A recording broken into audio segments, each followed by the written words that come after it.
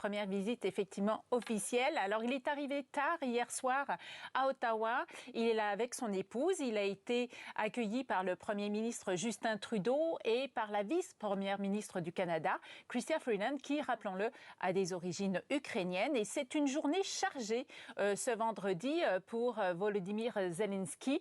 Alors, d'abord, à 10 heures ce matin, une première rencontre avec la gouverneure générale du Canada, qui est la chef d'État officielle du Canada. Et après ça, arrivé au Parlement canadien, où il a rencontré Justin Trudeau. Il a aussi rencontré la vice-première ministre. Et il doit prononcer un discours à 13 heures cet après-midi devant la Chambre des communes. Alors, ça sera en fait son deuxième discours, parce que le premier, il l'avait fait par visioconférence dans les semaines qui ont suivi l'invasion de son pays par les troupes russes. Il avait d'ailleurs reçu une ovation.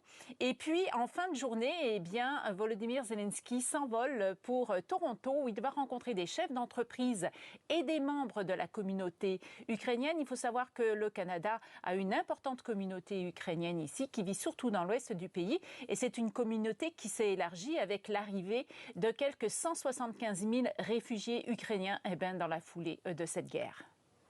Et Catherine, c'est aussi l'occasion, bien sûr, pour le Canada de rassurer l'Ukraine sur son soutien sans faille dans le conflit avec la Russie.